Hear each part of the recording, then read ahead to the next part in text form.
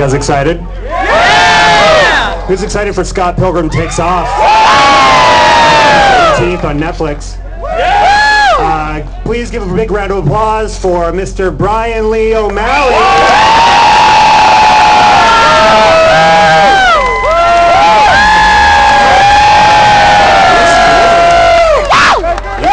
Screaming.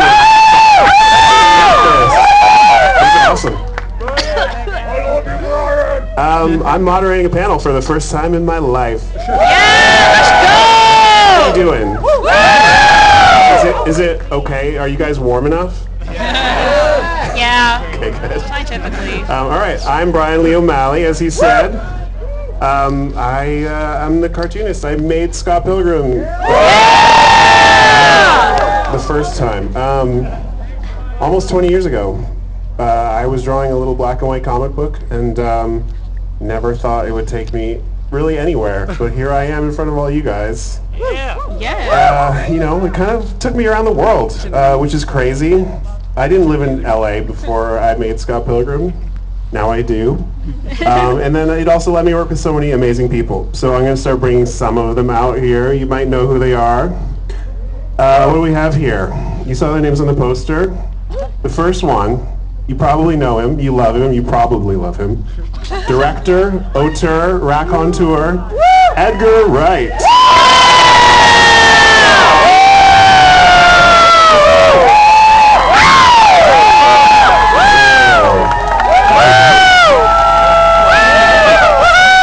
Nice 3DS, dude. Nice 3. Edgar! You gonna turn it on? You. What do you expect him to do? Is he gonna throw something in the audience? Okay, let's do someone else here. Noted writer, director, showrunner, co-creator of Scott Pilgrim Takes Off, Ben David Grabinski.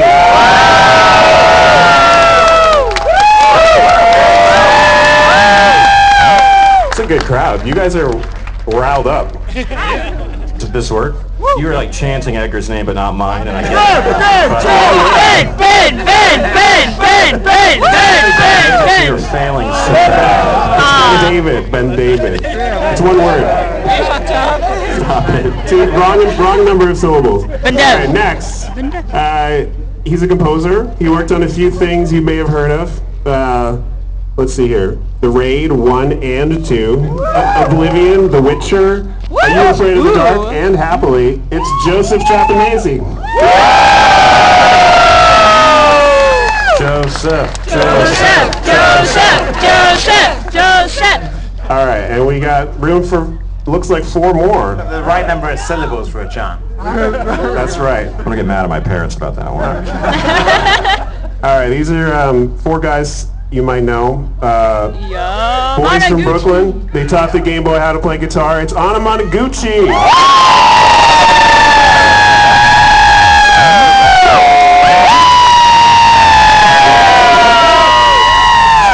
That's Pete, Luke, Ari, and James. Hey guys. That's it. Anna Monoguchi is too many syllables to chance. It's almost enough. Monoguchi! How are we all doing tonight? No, I'm asking them now. Answer them. Well, I already asked them. Oh. Before you got here. What did they say? The crowd's already had a lot to say. They've already spoken, yeah. Edgar, how are you doing tonight? I'm doing great. I'm very happy to be in revenge of ... In scenic Eagle Rock. I love Eagle Rock. It's cool. All right, so let's get started. What are we going to do? What are we going to talk about? We're going to talk about music because we have a bunch of musicians here today. Elliot, your thing. Scott Pilgrim, music. They're related somehow, aren't they? Strangely, comics don't have music in them. They're a silent medium. And yet, here we are with a bunch of musicians. How did we get here? I don't know. Brian, I think you're the new space ghost. So I mean, when I was growing up, starting my career and stuff, I always loved movies with great needle drops. And when I first saw Shaun of the Dead in Spaced, I immediately responded to Edgar's use of music. So I was wondering, to kick us off here, Edgar, what is your philosophy when it comes to that stuff, scoring and needle drops? Is that too big of a question? I don't know. I mean, I think that is. I mean, it's interesting. Well, I don't know what to. I guess there's films that like in growing up that really like blew my mind with their sort of piece of music. Like I'd say particularly when I was young, American Werewolf in London was a film where the soundtrack like just really blew my head off. Of like, oh, you can do that, like in a horror film, and it has just pop songs all the way through. So probably that was the inspiration for that. In Space was that we were trying to find the music that sounded like the characters. Right. And then I guess in Shaun of the Dead, it's counter scoring. It's like, what would be the weirdest song to hear right now in the middle of a zombie Right. apocalypse? The pop against violence kind of thing. Yes. Yeah. I always loved that. Yeah, it was, and I think when we first started talking about the film, one of the first things is that you had done a playlist back in the days of CDRs, burning discs. Remember that? Is that you had done a playlist for every book, and then that kind of set me off sending like a playlist back to you, like the response, right? It felt like we were sending love letters to each so other. we were trading mixtapes. It was very romantic. What about so it's not just you talking, Edgar. We got two other we got another director here. We got a composer here. What do you guys think about like generally scoring and needle drops? 'Cause we use a lot in this show, but we can't really get into details on the show yet. Well, I'd really like to talk about the needle drops in Shaun of the Dead. Oh, yeah. Especially the montages where using music from and Dawn of the Dead and Shaun of the Dead. Would you like to talk about that? I'm sure you don't want to talk about that. La Caccia. It's almost 20 years old. I mean, it's fun to have to get in touch with Goblin's lawyer. So that's fun. No, I mean that was just fun. Like, so the thing. I mean, I can get super nerdy on this, but I don't want to bore everybody. I can talk about my worst experience with the needle drop, which is that I'd spent 18 months trying to get a song from Modern Lovers, and I had to like write personal letters to people who didn't have email addresses, and at the last minute it fell apart, and I had to get a new song within a week. And I wanted to make sure it was something that hadn't been in a movie before, and I got a Nick Cave song, and I was so excited, and I locked the cut, and then I showed it to my girlfriend, and she said, "Wow, you got the song from Shrek 2." And I did not know the song was in Shrek 2 because I hadn't seen it, no disrespect to Shrek 2. So now every time I watch my own movie, I'm like, oh, that's the Shrek 2 song. Great song. It's not Believer. A similar story is in Shaun of the Dead, when they're throwing the records at the zombies, quite late in the day, we had to find out that if we wanted to see the cover, we had to clear it with the band. Now, of course, some of those albums are getting trashed. And so Simon Pegg, I remember, had to write a letter to Mark Knopfler from Dire Straits to convince him that A, he really loved the album, and B, was it still okay to smash it over a zombie's head. It was unsuccessful. But on the flip side, and I'll always give credit to this, Sade was all in. Yeah! Sade is officially the coolest. Yeah, she's in Scott Pilgrim in a form too, right? We have a cover of Sade in Scott Pilgrim. Yes. Hey. Beachwood Sparks. All right. Well, the thing about Scott Pilgrim, the other thing is that we had to make up fake bands, which is complicated. Which is some movies do a bad job, or just a not so great job. There's some movies I feel like I'll watch them and the band within the movie just doesn't sound like a real band or just sounds flat. But I would say, and you guys might agree, the movie Scott Pilgrim versus the World did an incredible job with original music. And fake bands. So before I even go back to you, Edgar, I wonder, what did Sex Bomb sound like in people's heads before they saw the movie? Because I think most of these guys read the books before the movie. Ben David? I didn't think of them that cool because I didn't have the imagination for it. Luckily, I eventually got to build upon what it was already done. But I remember very, very vividly the first time sitting down and watching that movie, and when they started playing, I was not expecting it to like kick my fucking head off. I was like, oh, this will be like this little indie rock thing, and I'm like, whoa! And then, you know, unfortunately, Do you guys have any input on that, or should we just jump to Edgar? There's a phrase that I always thought about. There's a documentary about a band called Lightning Bolt, where there's a guy named John Dwyer who's been in a million good bands, and when he's talking about Lightning Bolt, he's like, yeah, they're kind of fun, kind of sucky, like I always thought Sex Bomb was like a very good, sucky band. Like, not awesome at their instruments, but fuck are they good. Right. And I feel like that's kind of what we went for, isn't it? A little bit? Well, what happened, like, to answer your question, like, about, we decided, myself and Nigel Godrich, who, like, did the score for the movie, and, Woo Indeed, and, we basically decided that we thought we should have different bands playing different artists. Right. Rather That's than, the key, yeah. Yeah. And so, and you were party to some of this, is that we kind of went around the world, or like meeting these bands. I guess it was, maybe it was after the writer's strike in 2007, 2008, but I remember during the summer we went to Toronto, always remember to drop the second T.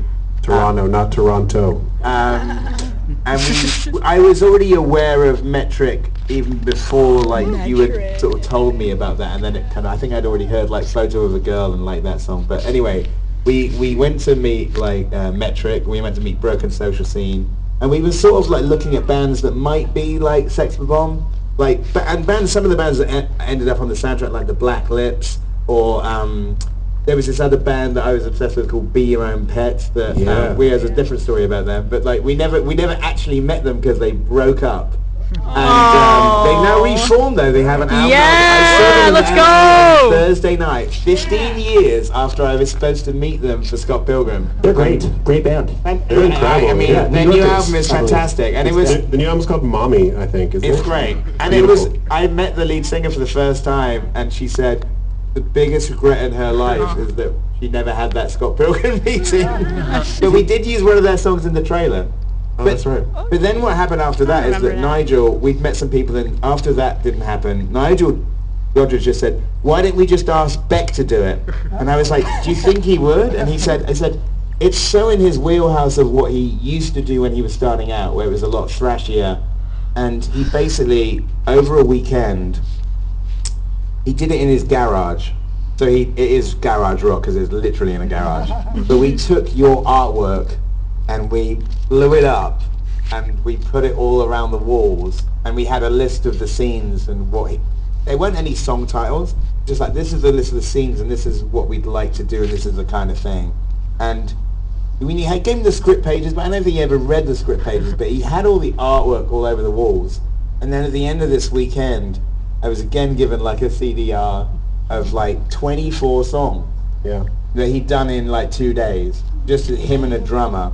And some of the things that are in the film are like the opening song, We Are Sex Bomb, that goes over the ending credits, is the only take of that song, because Nigel said, you know, he's done these demos and they were really raw and like the lightning bolt you were saying about, and Nigel said, I don't know why you would redo these. Yeah. He said, like, you should just get the actors to sing on top of it, but like, why would they be any better than this? Yeah, it was crazy. I remember those demos so well. But yeah, for me, like, as I was like a 90s teen, and all of a sudden I'm sitting with Nigel Godrich and he's like, why don't we just get Beck to do it? I mean, it was so like in the stratosphere That from happens when to I me was all the used to. time. Yeah. So it was incredible. I remember we met Beck on his tour bus. My only memory of Beck's tour bus was that I was chomping ginger candy because I was getting car sick from being on the tour bus when it was moving. But Beck did the movie. He is Sex Bomb in so many ways, and we had to pay our respects to him when we revisit Sex Bomb in this new show. Can I tell one story that I've never Tell told one before? story. Yeah, go ahead. I don't think I think I've told you this before, but this is true. Only because, and let me preface this with like, Beck's songs are obviously brilliant, and it's funny that we're talking about, are Beck's songs too good to be Sex Bomb? At the premiere of Scott Pilgrim in LA, Rivers Como from Weezer was there. And he said, oh, I really enjoyed your film. And he said, why didn't you ask me to do the song? And he goes, and he said something along the lines of, he said, I just think that the band should have been playing good songs, and I was like, ow! Makes me feel a little bit better of a story I've been telling. That's for a decade, which That's is hella funny. Rivers, I think Beck did a good job. I think you're wrong. I didn't say that. I was too amazed by what had just come out of his mouth. I was at the premiere. He was there, yeah. I was at the premiere. That's the night I met sorry, you. sorry. That's right. Because my uncle is friends with Michael Cera, and he was like, "You should come to this." And so, yeah, he's an actor. So he brought me out, and I was standing in a circle. It was like, it must have been like you with Nigel Godrich. I was like, oh my God, I'm standing next to like Jason Schwartzman and like Beck's musical assistant, and there's Rivers Cuomo, and this is like some people who work on Tim and Eric. This is so cool. And I was talking to Beck's musical assistant about like working on the game soundtrack. I was like, yeah, like we did a lot of music, and then I turned to Rivers Cuomo. I was like, and by the way, like Weezer was super influential to all the music that we did in the game. And he looked at me, looked away. I think he found his wife and left the party. Weezer diss track. Now I have a little more context. Okay. Some closure. Well, yeah, that's think amazing. dissing on I Weezer don't is remember inevitable. Rivers Cuomo being at the He wasn't there long. What if we just spend the whole panel talking about Rivers Cuomo? We'll conjure him if we say his name too many times. All right, let's move on to the video game then, since we mentioned it. Edgar, no. I listened to Perfect Situation on the way here. Anyway, so I mean, while Edgar was working on the movie, I was drawing a comic, but at the same time, Edgar's brother Oscar and I went to Montreal to work on a video game of the movie of the books. And right away, they asked about music, and I said Anamanaguchi. And I mean, I had already been sharing their early EPs and stuff with Edgar, I remember. I had no idea they were like in high school or something. How old were you guys? Around that time, I was Like when you got the, maybe like when you got the ask. When we got the 20? 20. Early college. 21 for me. Wow. Ayo. Who's older than 20 here? Hands up. Oh, that's pretty good. You guys are old. I'm old! Anyway, yeah. So I mean, so what was it like when you four lads were asked to do the score? Dude, 20-year-olds. that could be a whole hour, but I will sum it up by saying It was hectic. It was hectic, yes, and it started as a situation where a man asked us to cover Aerosmith, "Love in an Elevator," because there was a level set in an elevator. And we were like, okay, we could maybe do that, I guess. And then the whole game got canceled, and then nobody was working on it anymore. And then we just got to kind of do whatever we wanted, and then it was awesome. As long as you did it really fast. Yeah, and we did do it really, really fast. Yeah, we did school very bad during that time. I dropped out of school. I got the short end of the stick there. Worth It's it. been like me and not done college, honestly. Yeah, let's go. Me too. But no, we were so I literally- ruined your lives, is what you're saying. Exactly. Okay. But we would stay up till like 7 a.m. James was working at a mastering studio at the time, like the best place in the world, Sterling Sound in New York City. Whoa. And we would be there after hours until 7 a.m. every night, like just working on the songs with our mixing bouncing up and down on engineers. a Nintendo. Yeah. Yeah. Shout out Nate? Chris Athens, let us use the studio. Yes, he did. Chris Athens, and shout out to Nate and Gabe who helped mix that at like 7 a.m. while we were shouting at them under the gun, and yeah. You know what? That soundtrack fucking rocks. I agree. Thank you. I mean, what video game music turned you into a video game music maker? Like for me, Mega Man. Bro, I was about to say. Guess who was the greatest music of all time when I was a child? Yeah. There was a moment in my life where I was sitting in my basement covering Weezer songs with my buddies, George and Adam and stuff. And we took a break to play Mega Man and eat plain Entenmann's donuts. And we were playing the Bubble Man stage. Oh my God. And we were just like, this sounds like Sunny Day Real Estate. Like, we had that epiphany, and then we used my little cork mixer and we covered Bubble Man. And we were like, yeah, this rocks. And we were in like a weird like indie band, and then I started making like chiptune music like almost immediately after. And 3 years later that EP came out that you heard. Yeah. Damn. So donuts, there's a chemical There formula. is a there. chemical formula. All right, let's how are we doing for time? What time is it? Anyone? 7:21. Oh, that's not Probably bad. start talking about a show soon. 7-ish-ish one. We're gonna jump into the show now. AKA Scott Yay. Pilgrim takes off. You see behind me. It's coming out November 17th. I right away I was like, let's get on Monoguchi. I just feel like they're known for chiptune, but they're so versatile. They can do anything. Plus, they're out of high school now. And then my co-conspirator here, Ben David, had been working with Joe. So maybe I'll throw it to Ben David. Like, how did that start to come together? What was your thought process? I remember you felt guilty about making the band drop out of college. Because of that, and we Not just didn't want to worth end up it. another Weezer situation. So, you initially were talking about how you're going to do the songs with them, and when we were talking about score, which is a thing I get like super obsessive about, my first instinct is always, I got to work with this guy, because He's the nicest man I've ever met in my fucking life. but I always work with this guy because he's my friend and he's brilliant. But we had a huge workload, as everyone knows now who worked on it, is there was a gigantic amount of fucking score that we had to write, which hopefully I think you might have heard a bunch of while you're sitting here in the cold. Every style imaginable. And I was like, Joe could do a really good job on his own, but that's not good enough. And the band's brilliant, but I don't know if they had 40 people in that band, maybe we could do enough to do it. But I think that the math is if you had Joe and them, we could figure out how to get enough music. And because Joe would work with Daft Punk and all these people is it M83 or M83? I can never get it. M83, Mike Shinoda, all these people. You do all kinds of stuff on your own, but you've also collaborated with bands before, and I'm like, and they already do great stuff on their own. I just felt like it would be the best Voltron possible.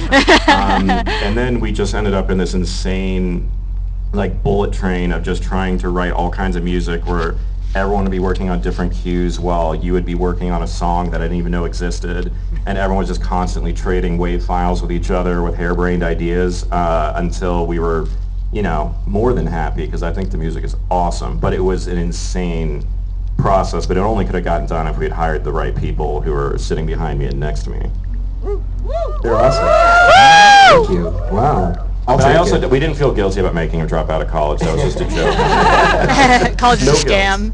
I don't know. We also had to make songs, as he mentioned. How did it feel to step into those Sex Bomb shoes? It was Beck really shoes. cool. I mean, intimidating, first of all, because Sex Bomb has been, it's in the first pages of the comic, it's this is where we're starting from. Who's Scott Pilgrim? He's a guy in a band. What's the band? Sex Bomb. Okay, cool. So we, when we first read the comic, it was right after we had been asked to work on the game. We weren't even sure about what it was, but we were touring when that happened. So Luke and I and Ari, all of us, we really became really obsessed with the comic. We loved it, from off rip, And but when we were working on the show, Luke was staying with me in Dallas in the studio and stuff, and we were we love the garage thrash of Beck, right? But some were saying, it's you use your imagination when you read the book, so it's going to sound different to everybody. Yeah. And I remember I really asked Luke for guidance of what would this sound like to you? But you actually had the chords in the book. And Oh, right. Yeah, and so the first pass I did, I was what if they Just use those exact chords. yeah, what if we do that song? Yeah, in the book, if you guys don't remember, there's a section where I have the chords of the song that Sex Bomb is playing. It's page 5 of book 1 or something. Yeah, so I remember doing a demo of that and had a kind of promise ring vibe to it, and that was cool. But when Luke came over, we kind of we took in a couple different directions, and I really liked, Scott plays a Rickenbacker bass, and maybe he's not so good at it, but it's there's got to be some Beatles energy in here. They're a pop band, right? Did someone end up buying you a Rickenbacker? Yeah, that guy, someone did. In fact, there is a Rickenbacker all throughout the score, and that dude is actually sitting right there, and he's got some cool hair. Pete texted me, he's like, I found a Rickenbacker, I don't have enough money for it. Exactly. Those are expensive You're a really basses, bad dude. host. You didn't do research on this and find out you bought it? I didn't find out I bought it. You didn't know that? All right. Pete has, I haven't even seen it, but I own it. You do own it, and you will see it on Friday when we perform live. But I have to say, Brian, once we had the Rick in hand and we put some nice tape-wound strings on it, the songs just kind of happened, like actually. Yeah, it definitely, the bass kind of plays itself. Yep. Yes, the tool for the job. Another thing I wanted to ask is you have something else? I forgot to say something earlier when I was talking about the band working together with Joe, which was that from the very first genesis of this process, when Brian and I decided to work together and like be co-showrunners and do everything together, we thought like the end result of that would be something that neither of us would ever do on our own, which would make it have like a really unique sensibility. And then our hope was that once Abel interpreted it, it would become something even cooler than less that we expected. And the whole show to us was like mixing together a bunch of people who were like really talented and specific, and we kind of were hoping the end result of it would be something that none of us would have done on our own. So I just feel like this is a score that could only exist because these group of people did it, and the show can only be the weird, insane thing it is because we did all of this and it got filtered through Abel and all the geniuses at Saru. So that was our process the whole time, is we just kind of kept feeling like the more cool people we put onto it, the more idiosyncratic the overall thing would be. Speaking to that point, that the Sex Bomb songs were also co-written by somebody who's kind of cool. I helped you guys. I gave you some guidance. You did. Luke wrote a lot of the lyrics. That's right. And the bass played itself. Brian sang all the vocals on our demo, so it was animated to Brian's voice. That's not a joke. There's no singer in Anamanaguchi, so I was just like, shit, we got to make vocals. He even did Kim, and I didn't know it was Kim until he told me later. I'm like, yeah, but who did the Kim part? And he's like, oh, no, that was me. So all our animation... Going, 1, 2, 3, 4. Well, our animation for a long time was all to Brian singing, and then the actors came in and replaced him. So I had about 6 months of watching animation passes, and I was always hearing Brian singing. Brian's takes were so good that like it took a while to be like, nah, but you gotta nail the magic of the demo. I thought they were great. Would you sing for us now? Songs right now. Right. Oh, God, my heart. The other thing I wanted to ask about on the songs was in animation, when someone plays guitar, someone has to be drawing that person playing guitar. Oh yeah. Do you guys remember what you did to get that footage? I do. James and Ari, why don't you field this one? When I got this video, I laughed so fucking hard. So this anecdote will deliver. So, yeah, Ari, you seem shy, but I could tell the story if you like. The context of it was our brilliant animation said, can you please send us very detailed videos of all the instruments being played and close-ups of the hand doing it for each of the parts? And then what did you guys do? So we kind of snuck into a Guitar Center with our iPhones. Nice. We set Luke up behind a drum kit. We were like, yeah, we need to buy a drum set for a show. Do you mind if we like just play this drum for a little while? And they said, yeah. They did say yes, but me, James, and Ari all posted up to get proper coverage. Yeah, like 3 angles of like kick drum, front, ahead, side, and then I just played through the songs once or twice, and we're like, no purchase today, thank you very much. So they sent us video without any warning, and suddenly I'm like, are all of these high-res videos for animation reference you guys in a Guitar Center using instruments you don't own? And Everything they're like, with price obviously. tags on it. Yeah. That's a process. Drum sets are expensive, man. I thought that was amazing. All right, I mean, I don't know, we're going pretty fast here, but Joe hasn't said anything. Joe hasn't said anything. Joe, how can you be a genius and say nothing? Well, that's I was about to say, I think that's the secret right there. Yeah, exactly. Just shut up. That's why I've never moderated a panel before. People used to think I was smart.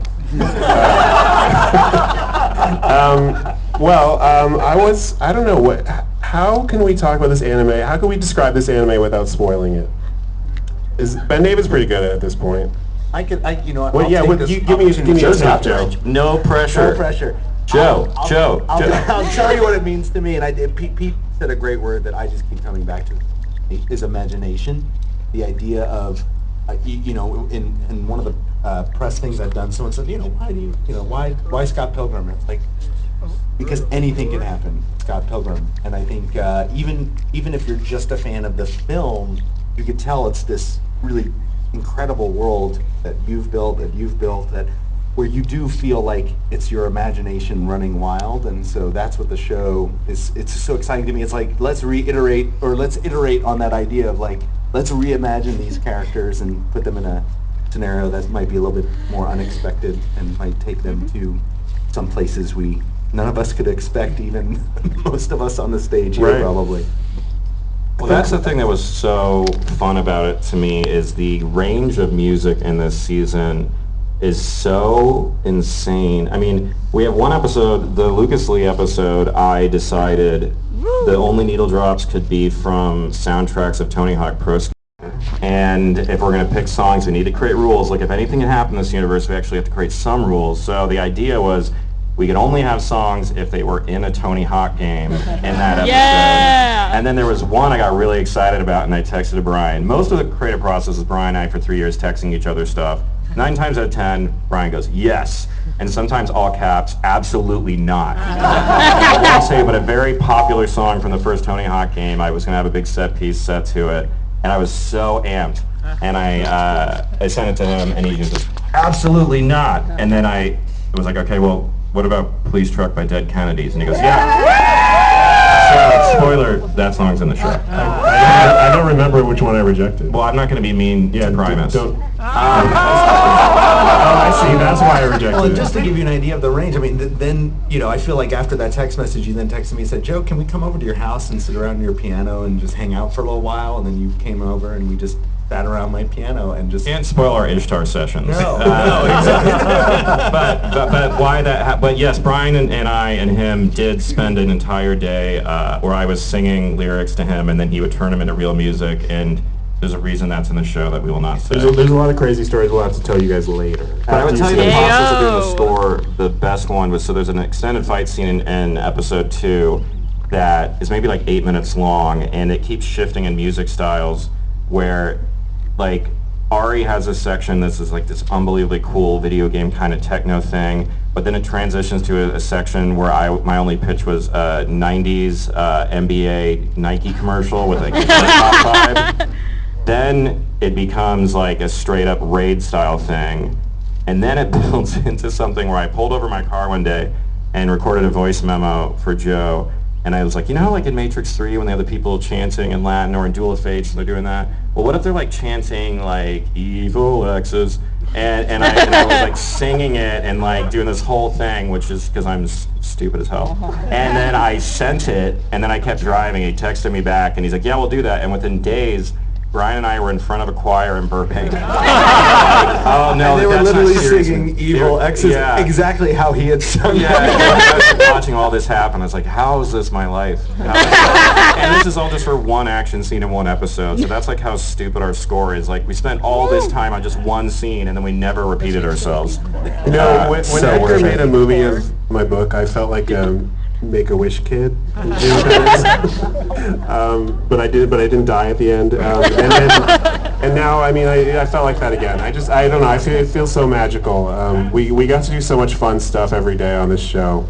I kept switching between two analogies, is that I felt like Brian and I were Make-A-Wish kids, or we were robbing a bank and no one was arresting us, and they were never going to arrest us. So, but both of them have the same sort of function. I guess making a show is a little bit stressful. Okay. So it's like Reservoir Dogs without the cops. without That the movie sounds gunshot wounds. fun. But like non-cops, people got shot by non-cops too. And no one got shot on this. Everyone thinks Oh, that's true. There was No no one pain. got Sure, shot. great. All right. Well, I mean, I feel like we're close to wrapping up. But do we still have time for questions, or Maybe I can freestyle rap a little anecdotes? bit. Yo! I would be kind of remiss. I just need to put it out there very publicly. Like, it was so fucking crazy to be working with Science Volume. And like, it feels worth it for me to put out there that like the way that they work on television and the way that music plays into their work specifically.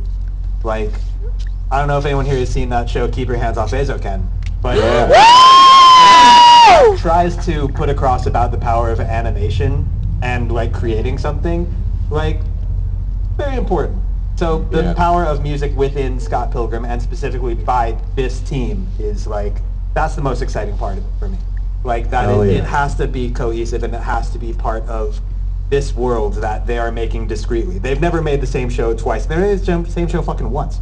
So like, it feels important to note that, like, I mean, to Ben David's point, it's such a part of this package that they brought us in. I want to say a little intra style that before we wrap, if we're wrapping right now, I mean, like being able to have the band be reined in not only by like you guys and your writing and direction, but like working with Joe.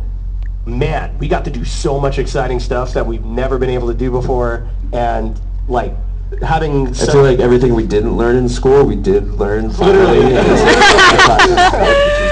Yeah, Joe is like a college professor. Is what you're saying. Joe is like the dean of music. Right. I mean, So it's a that's pro to not kinda- dropping out. That is why Yeah. we wanted to pair you guys I up. It didn't made drop sense. out. I dropped up. But the show he's mentioning is about kids in school who are making an anime. And because Brian and I had never made an anime, while we were having our writer's room at his house, which is just the two of us, like sitting on a couch watching anime all day and then making each other laugh, we were literally watching their show about making an anime while we were writing it as a way to like inspire us and try to pretend we knew what we were doing. And I just have to say, because he hasn't been brought up enough, is Abel, our director, is unbelievably brilliant, and everyone there is. There he is. If he wasn't a genius, our show would suck, and I think our show is awesome because he's awesome. So thanks, man. He's the best. And if you guys speak Spanish to him. He doesn't get to speak Spanish enough. Lloyd, they're still calling. Lloyd. Oh no, I was gonna say. Yeah, any closing words, Joe? Well, I'm just gonna drive that home. I mean, working on animation as a composer, as a musician, is always so much fun for many reasons. One of the reasons is you do get to see the sausage made. You're working to animatics. You're in very early meetings, and so we were just blown away. You know, when we got the final animation, seeing what these guys were putting together, it was such a treat to see that all come to life. Yeah, we would finish the score to animation that was like a kind of a rough lock animatic, and then months later suddenly you would see this awesome score and awesome performances then married to like unbelievable animation, and you were already like, it was so fun to watch, but then it was like you're just getting, it was like Christmas every time, where suddenly like Brian and I would get a text at like 1 a.m. saying, oh, final animation for 106 is here, and you're like, holy shit, and you like run to your TV, and then it was just a bunch of us, we like text each other for hours about, oh my god, it looks so great. It always looked better than we would have hoped. Yeah, it was crazy how fast it felt like it came together, because we spent a long time looking at very rough animation, and then all of a sudden it's final and it's beautiful. So It was not kudos to fast for Science Abel. Art. Abel saw 10 billion. No, Abel was in hell the whole time. So, but yeah, for us it felt amazing. For Abel, maybe it felt very difficult. I like to say the same thing, because exactly what you said is how I felt watching the links to the episodes. Was like, it felt like Christmas presents, because it's like, and also it's like, it's nice to have like a nice work email. It's like you know, you get an email and it's like, all the other ones like, oh, for fuck's sake, and it's like, oh, I just get to watch 25 minutes of great animation like on a weekly basis, or more, sometimes twice a week. You know. Yeah. Yeah, it got hectic for a while there. We were working on multiple episodes at the same time, trying to remember which episode I was writing or editing. It's complicated. Making a show is very I just complicated. want to thank our assistant Mal for keeping track of that stuff. Oh yes, thank you. All right, I mean, I don't know. I feel like we're wrapping up. What's the time? Anyone? 7:40. We're pretty good? 40-ish. You want me to vamp? What if we take two really bad audience questions? Oh yeah, who's gonna the worse the better. Don't be bad intentionally, please. Who's doing this? I don't want to go down there. You're the mother. I think whoever's the furthest person back raising their hand should be able to do a question, probably. There's somebody with a heart at the back on the end of a sword. All right, Josie's gonna pick. All right, Josie, just hand it to someone who has their hand up, and we'll let the debacle happen. Oh, you mentioned this season. Is there more seasons? Season, I just mean we made a season of television, and I mean the one that we made. And I would say that this season has an ending that we're very proud of, and we told a contained story where everything emotionally and thematically we set up has closure, and we really love it. And at the moment, the idea of ever making anything again seems impossible, so maybe ask me again in January. But for now, I think we made something that's really cool, and if they stop making TV on November 18th, I'd be okay.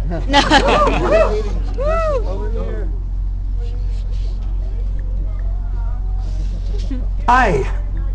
Okay, Hi. thank you so much, everyone on stage, for doing what you do. I am so hyped. This has been a dream to see this full animation since high school. Like, I saw the Adult Swim, like, short that was made, and I was just like, so thank you for pushing this through. I'm so excited to see this. So what my question is, so what is it like working on a show compared to a film? Were you guys able to modify the story or change anything that you wanted to, kind of like what the Invincible creator was doing with his show? That we never changed anything because we never made mistakes. And we're just so good. Yeah, you guys are perfect. I remember that from the start. Yeah, it's like, oh, these guys are perfect and everything's fine. And I mean, I think maybe he was asking like changes from the books. Yeah, we were. This is a new story. This is not the books. It's not the movie. It's a retell. It's an adaptation, technically. But it's an incredibly new way to approach the adaptation is a very traditional loose story word. of Scott. Yeah, I threw the books in the trash on day one, essentially. But there's so much of the DNA of it in there. So I really can't explain how it's different, but you'll find out, and it's fun. I think what's also fun is, you see that film, and each character you want to another film about them. At least that's what I want. You want to go home with them and see how they live, and it's so. And I feel like TV is a medium where you just have a lot more time to do things. I also want to say how incredible it is that the cast is just there, right? Yeah. I remember because we were getting these animatics, right? And we'd see early drafts, and it's like, okay, yeah, this is really funny. The acting's there, and then you hear Kieran Culkin as Wallace Wells, and it's like, oh yeah, this is exactly how it needs to be. And I can't believe I'd never seen this before. I was tasked with writing the greatest email of all time to get them back. Yeah. Ayo. Let's give a big shout out to email.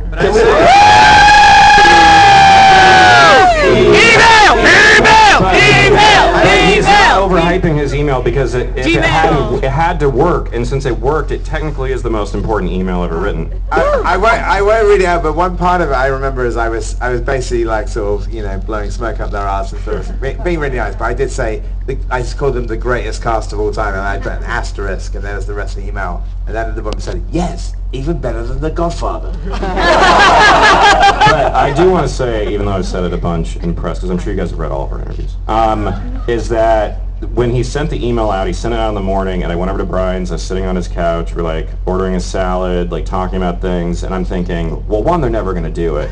But if they decide they're going to do it, it's going to take like 3 or 4 months of like hemming and hawing or whatever, and then bing, it's like, oh, someone said yes. I'm like, okay, whatever. And then within like 2 hours, almost the entire cast had said yes, and I felt like I was losing my grip on reality. Because it's like, I'm trying to come up with a story here. Why is Chris Evans bothering us by saying yes to our show? No, it was the weirdest thing. When it got greenlit, we got greenlit without the cast. I didn't think we were going to get him. And then Edgar apparently wrote the best email of all time. And then they all said yes. And the way I just felt about it, it's like we were going to bake a cake, but we didn't know if our ingredients were going to suck shit. And then we had the best ingredients in the entire world, so I felt a lot better about the show. You're good at metaphor. Wow, you should be a writer. I'm not. I remember, it's funny, I did Comedy Bang Bang the other day, and I told this story, and Scott Aukerman immediately said, who replied last? I said, Spicy. I said, well, Mark Webber's in Australia a lot of the time, so I don't think you can really blame. I don't know if it was definitely him. I do remember that Michael Cera's response. He goes, "Take that, the Expendables." Yeah, has there been an Expendables anime yet? I'm not sure. There's gonna be one any day now. Yeah, probably. Just to answer your question, another thing about Brian that's amazing is that when we were writing the script, me and Michael Bacall, we came to Toronto to pick your brains because I think by the time we were starting to do the movie, 3 books were out and you were well into drawing the 4th. Something like that. And then you had what I can only describe as for 5 and 6 was if not a plot, but a brainstorm of ideas, some sort of plot ideas, and then also a lot of ideas that also didn't end up in the books at all. Mm-hmm. A couple of which are in the movie, so it was just amazing seeing. I feel like you had then later said that you felt like you had to write something because we were coming to Canada. Yeah, no, I mean even earlier on than that, when you first when you guys first started asking about doing the books as a movie, it was just like, how does it end? And I was like, I don't know. I had just done the first book. He caught on to them so early. So yeah, I just had to kind of vamp and make stuff up as I went along. I knew there would be a girl, so there would be, you know, an ex-girlfriend. There would be twins. I knew there would be 6 books. That was about it. So I filled in the blanks, and you guys went for it. There was one scene that was in your ideas, and it was originally there's storyboards for this, and it was the one bit even on that film where the producers were like, can we not do that? And it was the Mecha Gideon. Like Gideon turned into a massive like Mecha Gideon. Well, that goes back to Mega Man. Yeah, I was trying to do a Mega Man thing where it would be like a robot, but then a tiny Gideon behind the robot. Oh yeah. Why didn't anyone show me this before we did the show? We could have had a Mecha Gideon. We had the I would boards. have loved that. It's like the one thing that there was storyboards for it and everything, and then I think at some point it's on the DVD. Oh, okay, maybe. It Yeah. is. Ben David, it sounds like you might need another season to. Whoever asks about season 2 again, I'm throwing on my If you guys all pray really hard. Anyway, yeah, what else was I gonna say? Oh, the poster from the movie. This is TIBB, and all the that poster has so many exclamation marks. What's the joke that she says? Does that poster have enough exclamation marks? That's right. I believe that was from a script from the books that I didn't use, and you guys used it. I believe. There's one line from our screenplay that you put into the books because you liked it. I believe it was you had a sexy face. I think that was you and Mike. Yeah. Oh, that's the part where she did All right, looks like we are getting the signal to wrap it up. Thank you guys so much. I guess we're gonna take a little break and sign. And you guys know about the Netflix envelopes, right? I don't know what happened with them, but apparently there's prizes in some of them. Is that right? I would definitely go to a vending machine if there's anything still in there and get what's in the vending machine if you like getting good stuff. There might be stuff in there that you I see might want to people know. mixing it. Yeah, no, the vending machine is good to go. We're done. We're dead? People have already won. Never mind, they got it all. Great job, everybody. Cool. Wrap that up awkwardly.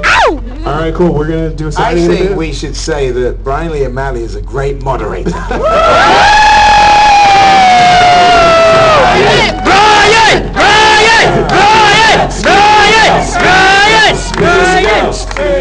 Space Ghost. Is that It is Space Ghost, man. I've never seen Space Ghost. What's You wanna Space watch Ghost? This is my entire collaboration with Brian is we'll work on stuff and then 10 times a day, I've never even seen that.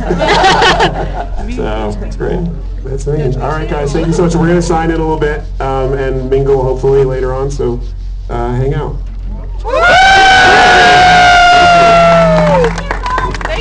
Thank you!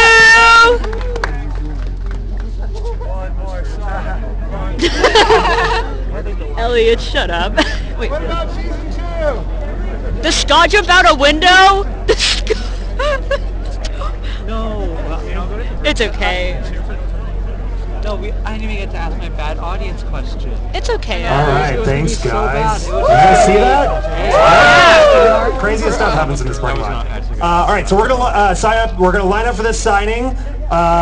What's gonna happen is we're gonna come in from over there by the bar. So be very nice to each other. Follow the people waving their arms.